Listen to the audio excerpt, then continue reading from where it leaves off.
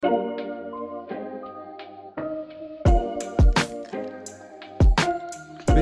ar-Rahman ar-Rahim. Welcome to the Mo Show, episode 9. My guest today is the CEO and founder of Dukkan of Kar, which is a leading Saudi-based online shopping app and website that is dedicated to getting you the latest in gizmos and gadgets and all things really fun and cool. I'd like to introduce a friend, Ammar Waganah. Welcome to the show. Thank you so much for giving me this opportunity. I'm very, very happy of being here today, and I wish to be very cool person. Oh, you will be, by virtue of what you sell online. If that's a reflection of you, then I don't think you're going to have any problems there. Have you been on a podcast before? Yeah. Yes. Local Saudi? Saudi, yes. Mostly in Arabic. Okay. But this is the first time I'm having like an English podcast. Okay. So I think it's a great opportunity for me also to speak in English to other people as well, that I would like the voice of Ammar and Dukkan of Kar to reach as well. For sure. God, where do we start? Okay. Growing up, were you always a techie? Were you into the video games, into the Game Boys or the world? Were you a tech guy growing up when you were younger? Let me go back first to the time when I finished university and I started to discover myself, trying to understand what do I want to do exactly. So during my university time, I studied Bachelor of Information Technology, and then I didn't really like coding, so I went more to marketing, and I studied Master of MBA in marketing. When I finished university, I got into advertising and planning and so on, and I wanted to understand marketing more, and I wanted to know how can I reach to the customer and consumer. So I spent 5 years learning about communication and advertising, and then I decided to resign. It was a bit of a crazy... It's a heavy word. Yeah. I decided to resign and say, okay. Wasn't for you? It was for me to discover myself. Okay. I decided to take, like, in the West they take a gap year after so I said I want a gap year to understand and to start discovering what I want to do exactly. And to find out about Ammar himself. What does he want to do? Because after 5 years that I spent in advertising, I didn't want to become a GM or a managing director of an advertising agency. So what I did, I took a gap year, I saved some money, and I decided to start discovering. And I opened up a small consultancy, and I started, working with different clients and with different people. And once upon a time, I saw a research from Euromonitor about e-commerce and technology and all of that. What year are we talking? 2010? Yes. Okay. 2010. That's a good guess. Yeah, 2010. All right. So when I looked at that, it said exactly what happened from 2010 until 2020. Incredible. It said it all, and it said that e-commerce is going to pick up, and this is what's gonna happen in the next 10 years in the MENA region.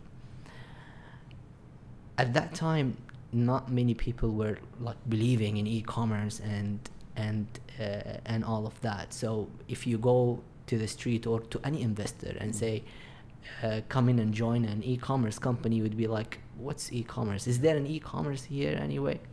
So I believed in that, and I started visioning the future and what's gonna happen, and I decided to be in that industry. That was step number one.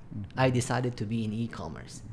Then I started studying the market and seeing the gaps in the market. So I know for a fact that if I want to be different, I have to create a project that is different, that is out of the box. At that time, there were companies like Souk, Namshi just starting out, and they were more about fashion or like very general marketplace. And we decided, and then I had a talk with my co-founder Mohammed Karam. I'd like to say hi to him. He's like the first guy who we had a talk. Then we talked about what kind of e-commerce company we would like to create, and then because we were very inspired by Apple and by the way they have made the company and so on. We wanted to create a company that is basically focused on creativity, uniqueness, and so on. So we decided to get into that kind of business line, which is the extraordinary kind of products that we want to offer to our clients.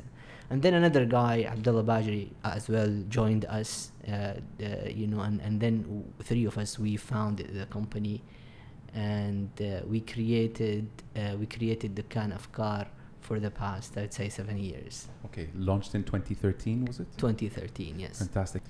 I actually saw something pretty cool on your website under the vision. Let me just read it out for you. We aim to be the place for the extraordinary, where phenomenal products, design, and experiences meet the fun and inspirational environment. A place where creativity can flow and every individual is invited to show their true colors. Is that in one form or another mean that you connect with local artists so they have a cool idea and you link their creativity with the end product that eventually reaches the consumer?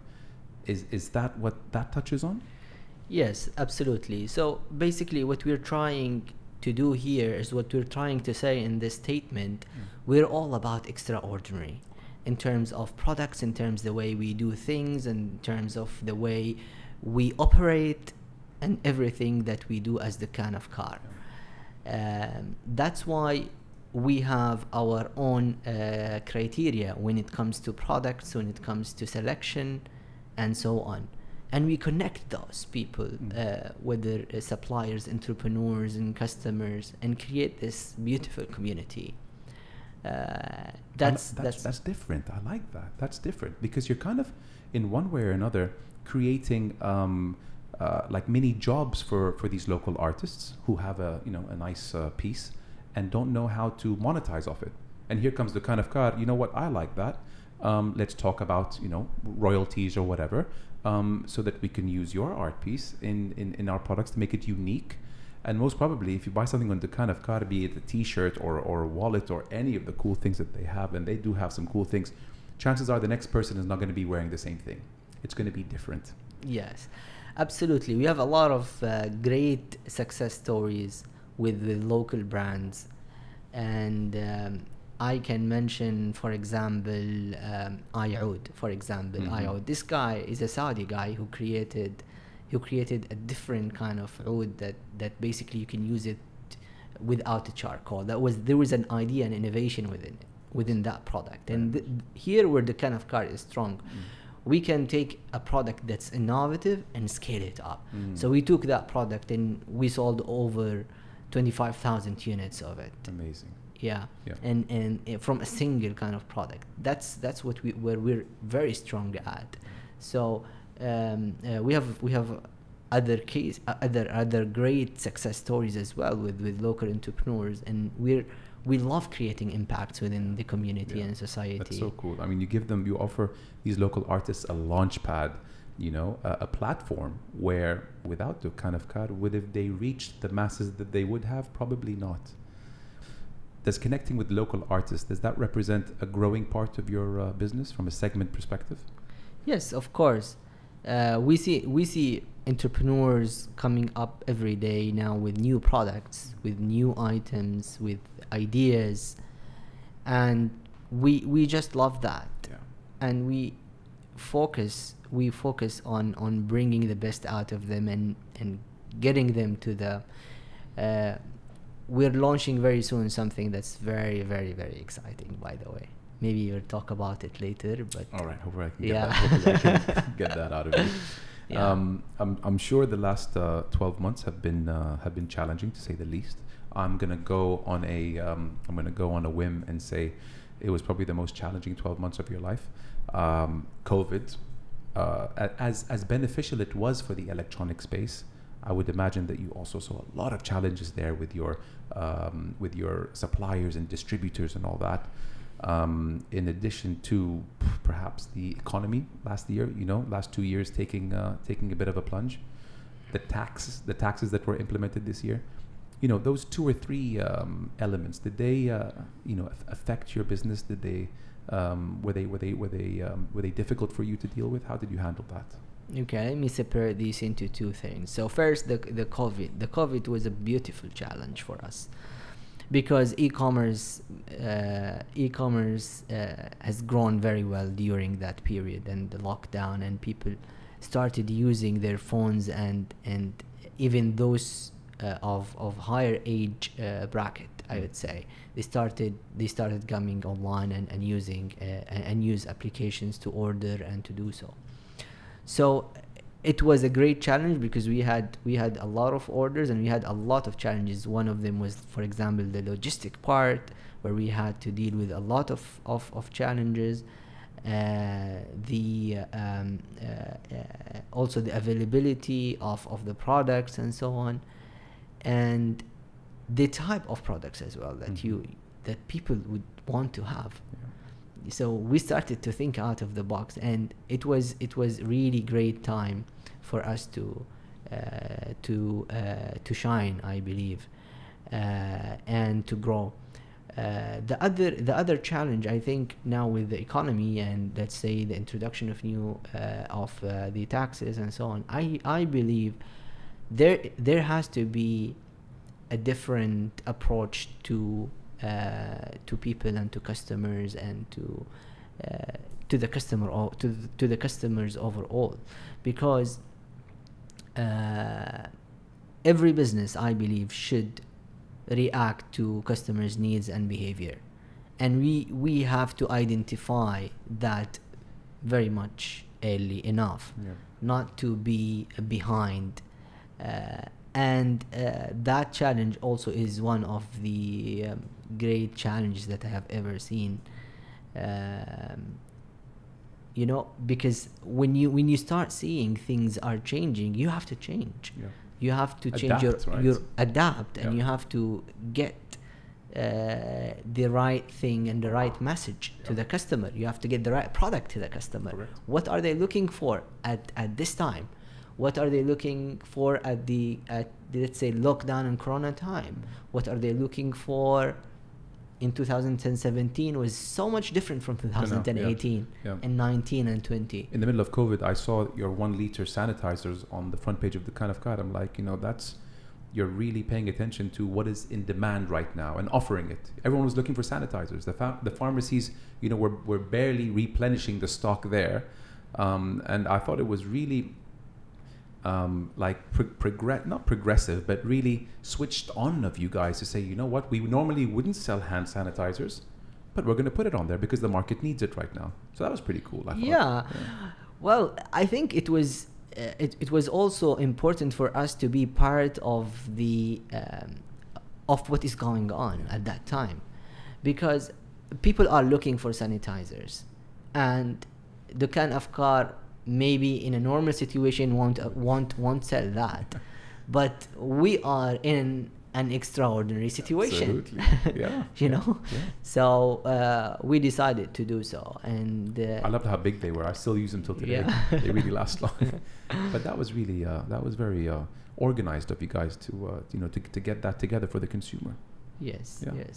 Speaking of the time that we are in right now, when you opened the company in 2013, did you visualize that by 2020, I'm sure you had a 5 and a 10 year business plan, did you think you'd be where you are come 2020? See, usually when you put a first business plan, I can tell you from now, it's just random. random. Okay.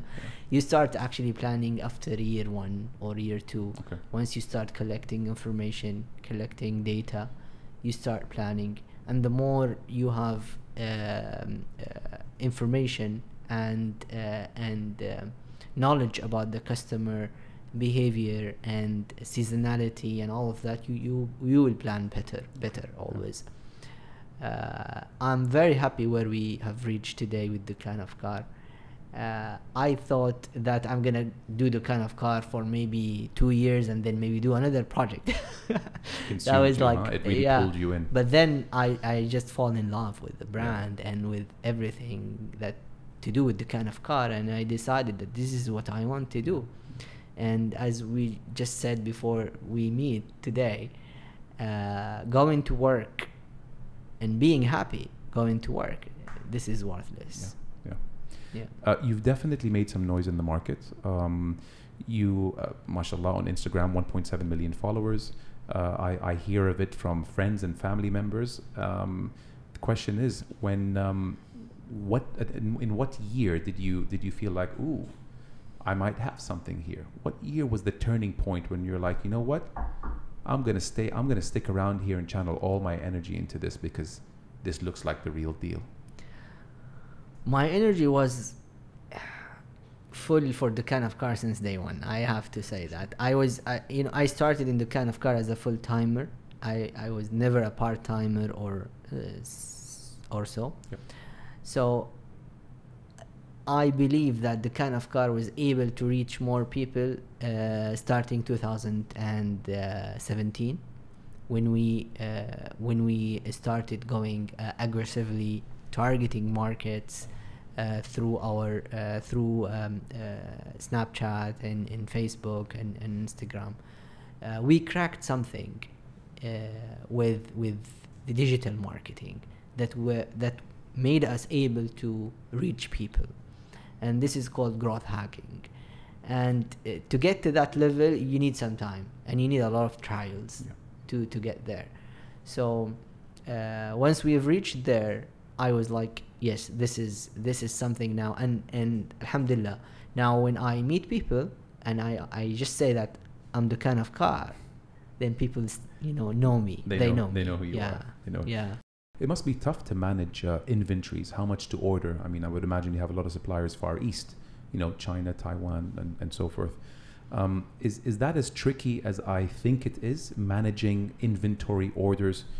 You don't want to order 20, 30,000 pieces of an item without knowing the appetite of the market. Is that a challenge as well?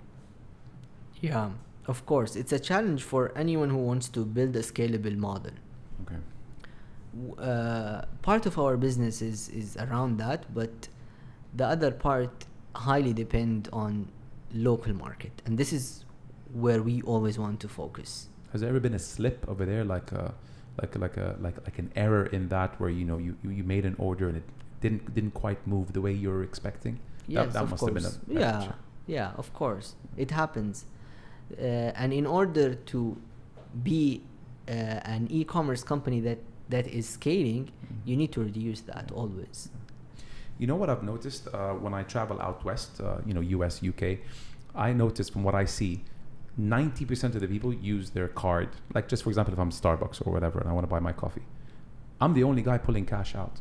£5 that I had, everyone else is their phone or their cards over the past, from 8 years ago. It's been 90%, according to what I saw, card, maybe less than 10% cash. What I've noticed in Saudi in the past 3 or 4 years, there's been a big shift to, digital payments and less cash. I think it's part of the government's vision to reduce the use of cash and go more digital. Have you seen that transition at all in your receivables? Absolutely. Let me give you the key or the turning points here. Okay. The first turning point was when the government activated MADA. Yeah. That was MADA as a payment method that you can pay online with.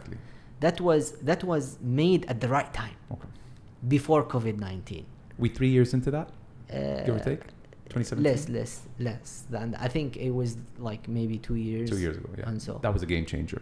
That was a game changer, and it prepared for the time. Okay. I'll tell you when was the time. The time was COVID-19. Because at that time people started, using digital payment because they don't want to touch cash for hygiene purposes. And also there was also some kind of enforcement towards using the digital payment. And we saw an amazing shift. We saw an amazing shift in digital payments starting with the COVID-19 situation. And now things are moving towards digital. And I think the third thing maybe is Apple Pay. Yeah, people are big on that. Yeah, I've noticed. Right now, I have no cash in my wallet. I just don't need it. Times have been tough? No. Okay. I know what you mean. Everything's digital. I don't even leave with my wallet anymore, to be honest. My cards are linked to my phone. Absolutely. This is the future. This is the situation that we live in. Yes. And now even your petrol, you can have it with your... That's when I knew that, we are serious about reducing the use of cash. When they facilitated digital payments at the gas station. Yes. Which is an area it was cash for as long as we've been alive. Yeah. But when they said all gas stations mandatory need to accept digital payments, I'm like, cash has a few years left. It's all going to go digital very soon. Yes. And there are benefits from that, on a local level. Like it's traceable. It's less dodgy. There's more control over transactions when it's digital. Naughty things happen when cash exchanges hands. Absolutely. And it also encourages people to spend, which is good for the economy. Correct. Because when you have cash, and let's be honest, when you have cash and let's say this is a 2,000 riyal product, and let's talk psychology a bit here. I'm with you on this. Yeah. So if you go and withdraw 2,000 riyal and you see it in front of you and then you give it to the guy and just go, okay. It hurts. Yeah. Absolutely. Yeah. Less emotional buying with cash. Exactly. But then when you say, okay, just a swipe. Just swipe it. You don't feel it. You don't feel it. It's so true. Feel it. I get it. Oh, God, we've all been there. Yeah. and also for e-commerce, which is very important today. With COD, e-commerce companies are suffering big time. What's COD? COD is cash on delivery. Cash on delivery. Okay. Yeah. You guys were one of the first to do that. I remember. And then we get a lot of the returns, and people sometimes accept their shipments and sometimes not. And this is a loss for the economy. Mm-hmm. We would, if we move digital, we're gonna save a lot of money. Oh yes. A lot of money. Oh yeah. For the whole economy is gonna benefit. Do you see the tech space in Saudi making as much noise as we saw recently, Careem being bought out by Uber? Saudi is very tech savvy. You see, apps coming up every month.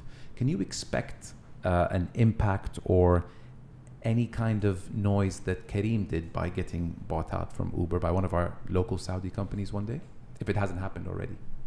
Yeah. Well, if you look at the overall ecosystem and the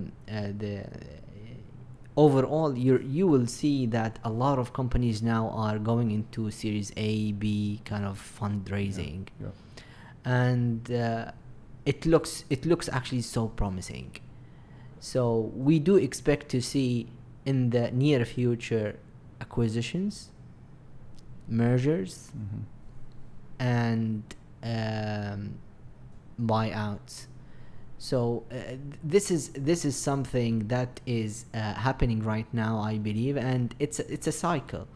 We just started, recently, within this, let's say, venture capital and technology companies and so on, and it's a great area for the whole country to be in. So. I strongly believe that there will be a lot of exciting news coming out to the market very soon. Are you excited about what the future holds? Are you seeing the changes that are happening on a local level? Yeah. What's the biggest area that excites you about the future of Saudi Arabia? Well, in my opinion, I think what is happening in terms of digital transformation is just Amazing. Unbelievable. Nobody could have seen this Amazing. coming. Yeah. Yes. This is for me, I think, is one of the key thing, and I think having this, and also with if you look at the vision of His Royal Highness Prince Mohammed bin Salman, you will clearly see that part of the vision of 2030. Digital, yeah. Yeah, and the transformation, digital transformation in retail and in everything else. Even the government's platform, Abshir. I mean, in our father's time, I mean, what we can do at a click of a button, you know, I think they'd have to go a few times in order to execute that request. Everything's been so much easier now, you know. Whatever it is, any government-related, process or documentation that needs to be done can be done digitally. I think we're one of the leading countries in that space. Absolutely.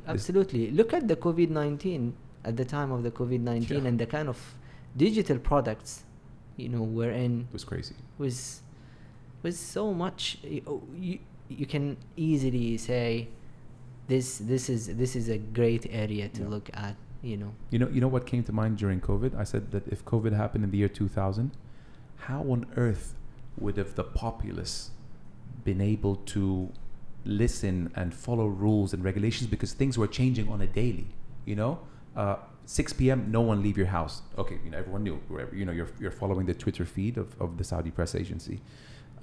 It was, if it wasn't for the digital age that we live in now, I'm not so sure it would have been easy to police 30 million people to either stay at home. Okay, only these people are allowed. Okay, only these people who work in such sectors are allowed out from this hour to that hour. It was like we were all in one big university, and you're getting memos, that reach you on your email, and you know when to go. And it was flawless. Like, if you had permission to leave, you'd leave. I had permission to leave because I work in a sector where we're allowed to go out. Yeah. I've never seen the streets so empty. Like, people were really law-abiding during that time, and it was very nice to see. There was a lot of cohesion with us, and I thank the digital age for that. It would have been maybe not as easy to police. It would have been a bit of a mess if this happened in 2000. So COVID happened at the best time, is what I'm trying to say. Yeah, that was a joke. What would you say is a common misconception about startup funding? Now, obviously, in the sector you are in, you I would imagine have required funding from time to time. Is there a misconception or something people get wrong about that? That's a good question. Okay, so basically, a lot of people would think that if they manage to raise seed fund, it will be easy for them to raise the rest of the rounds. Okay. I think the more you progress in time, the harder it gets. So Series A is harder, and then Series B, and then Series C and D. So it just gets harder. You have to have better plans. You have to have better numbers. You have to have better argument for investors to put money. So fundraising is a journey. It starts with maybe $100,000. Then you go all the way to millions of dollars and $100 million. But then, that journey is not easy, and the more you progress, the kind of work that you need to put into your fundraising is different, and it gets harder. I think that is the misconception here. And a lot more complicated with more shareholders. Yeah, more people to please, more people asking questions. I think it was a simpler time when it was just you and the three gentlemen back in 2014. Yeah, that's why you always have to have also strategic investors aligned on the vision in what you would like to create and do as a startup. Because everybody is going to come up with his own thing if you don't align them. Is that something that you acknowledge at an early stage? You're like, okay, we want to get this specific, VC or investment arm on board, and did you manage to get one that you wanted? Yeah, of course. Like one of our angel investors. Can you tell us? Yeah. Unless it's confidential, then don't. Like for example, one of our angel investors is Mishal Al-Riza.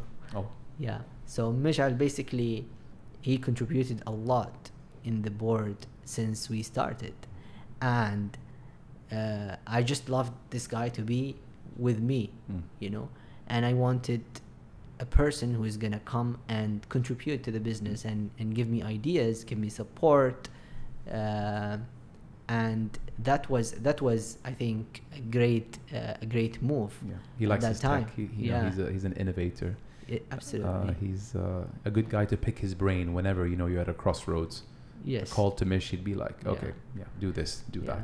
And then when you go to venture capital, for example, you start looking for institutions that will help you in a different way, will help you raise for the next round, will help you with their connection and so on, will help you do a better maybe legal kind of architecture for the company. A lot of things. Amazing. I have a fun one to throw at you. Yeah. If you woke up tomorrow and you were injected with $10 million. Wow. All right. It just came min Rabbana. Somehow.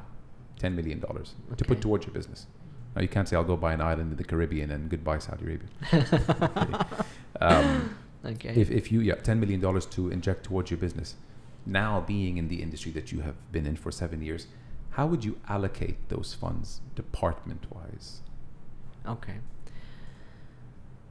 For me, investing in technology and AI is the most important part. I would invest in the technology, AI, the product itself. Interesting. This is where I will focus, and then I will also invest in other areas where I will get the best people and best talents to the project. But I think two things that are so much important to invest in: people, getting minds with you on the project, and the other thing is the technology itself. Having a great technology will make you always able to scale, able to grow, able to execute your ideas, and also AI. So is AI more along the lines of the algorithms? So I recently saw this documentary, The Social Dilemma, and you see how they use data from consumer behavior to try to show you what you want. Okay. So it's focusing on that. So to beef up your abilities in giving the consumer what he's looking for based on the interests that you've seen him explore. Yeah. This is one part. The other part as well is to figure out what people are looking for and bringing that to them. Okay. Wow. Yeah. That's a tough one to crack, I would imagine. Yes. We've done some work around that as well. Yeah.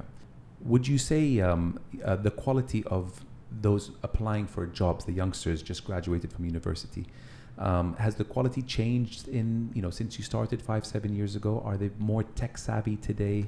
Absolutely. But I have also to admit that the market is so competitive now to get these great people. Oh yes. Yeah.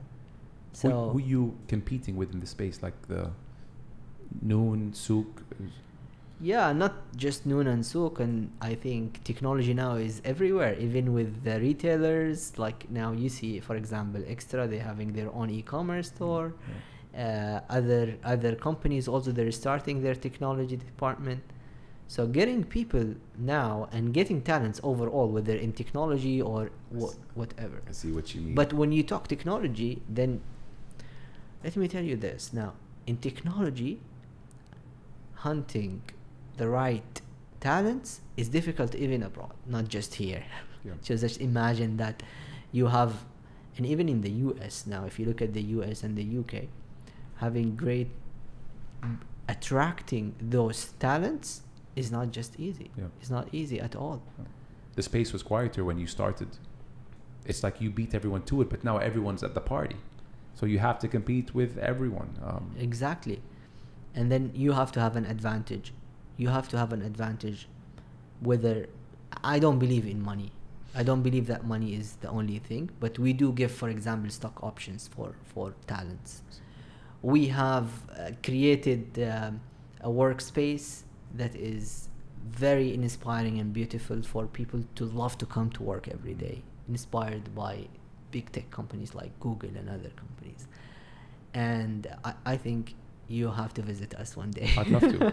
I would imagine I'll be going into like a Google-esque ecosystem. that's we have to think different now about like the way we should attract talents is so much different from long time ago. Yeah. So what if you were to come across someone who came up to you and said, Ammar, I'm 12 years old. I love the kind of car. I want to start my company in 10 years. What advice do you have for me, Mr. Ammar? What will you say to that guy? I'll tell him starting an e-commerce company is not just a website. It's much, much more than that. You have to figure out the product. You have to build the right team. You have to have the right technology, and you have to have the right operation and logistic in process and in process as well. The problem is that a lot of people who just started, they think that just having a website and a couple of products will make it, will make it for them, and that's not true. There are a lot of factors here, and I would call them pillars for success. I was going to say 5 or 6 pillars that you just mentioned. Yes. Yeah. So those pillars, and then you have also the growth and marketing. This is an important part. If you have the best website, the best product, but then you don't know how to scale that, and you don't know how to get to the customer, that's going to be an issue for you. Yeah.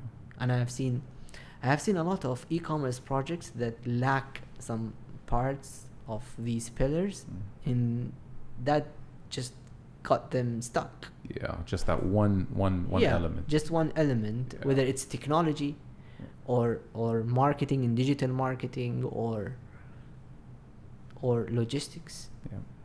Yeah. Any regrets for you looking back at your career? Is there something that you would have preferred to do differently? I would have started as an entrepreneur from day one. Not wasting your time working for someone else. Yeah. That's really good advice. I discovered myself after 5 years of spending time in a corporate, but then I say that it was also a great, I don't want to regret that, but I would say that if I have the chance to go back in time, then I will start as an entrepreneur from day one. I just love being an entrepreneur, going to work every day and staying up late night. You make the rules. Exactly. Exactly. Can we all be? Can more people be entrepreneurs than they think they can?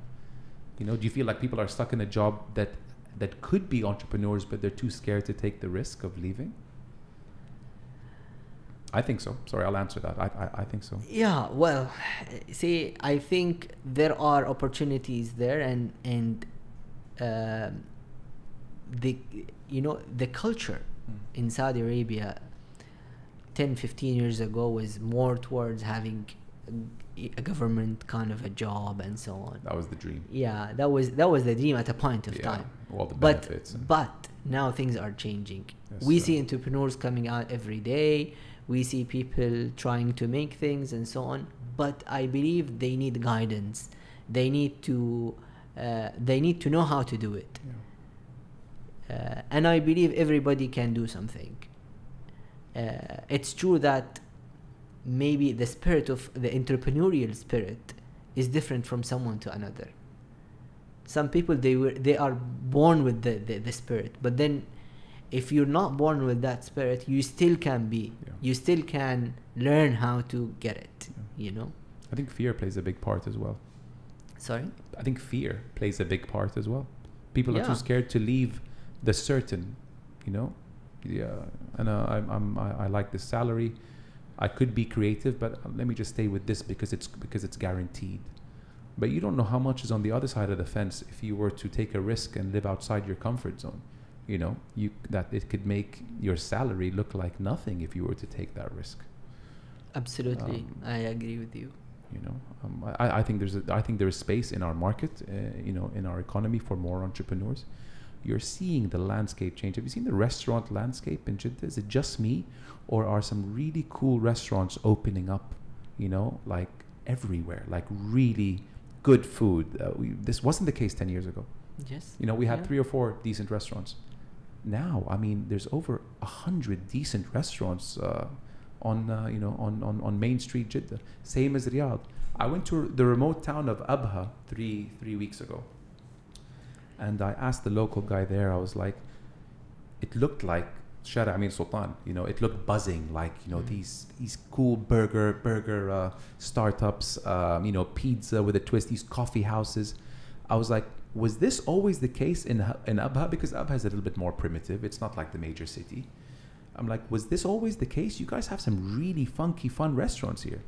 He was like, this all started 4 or 5 years ago when Snapchat started to make some noise and gain traction. Those who wanted to start a restaurant that have to make it a little more interesting, that spend on interior design, that really concentrate on branding and the vibe and the look and feel, because when you see it on Instagram, you'll be like, ooh, where's this? I want to go there. So what used to be your sha'bi, mandi, jawi, that kind of restaurant is now coffee shops that look like some of the best ones we have here. Burger startups by Saudis, pizza places, sandwich shops, all by locals. So in the last 5 years only, he's saying that the main street in Abha has completely transformed, and if you were to go there, you would actually think that you're on Shara Amir Sultan. It's pretty cool. Sorry, it took me a while to say all that, but I was happy to see that. Yes. What can we please go ahead. Yeah, and the same is happening also for the tech industry. Yep. If you look at the tech industry 10 years ago, you would see very, very few startups. Yeah. But now we see a lot of startups coming up every day. It's crazy, for which sure. which is amazing and taking market share. I wanted to ask you, what can we expect from Dukkan of Car in the next couple of years? Is there something up your sleeves? Okay. Well, let me tell you about the thing that Dukkan of Car is going to introduce very soon, which is, I believe, will be one of our most exciting projects and let's say transformation that we have. So the way we work right now is basically to bring products to our warehouse, and to, let's say, if you are a designer or a product maker, we're gonna take the product and then we're gonna store it, and then we're gonna have a restock later once we sell the items and so on.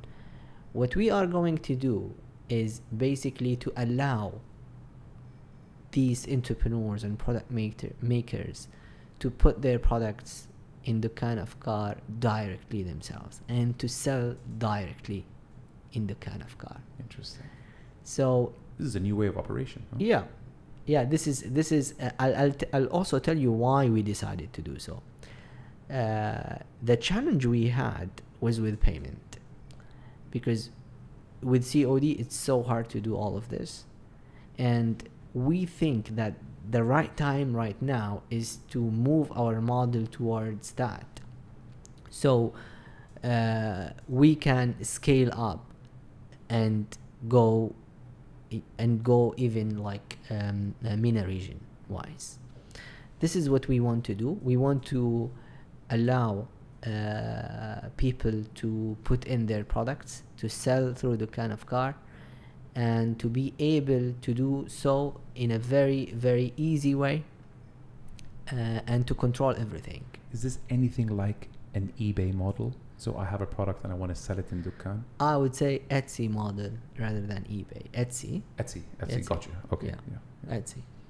I'm more old school in this. Etsy's up and coming, amazing platform actually. Etsy is our benchmark and what we look at as a great example of what we want to be one day. Yeah, that's interesting.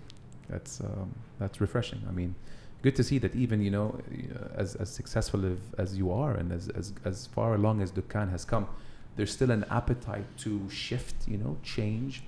Always. Yeah.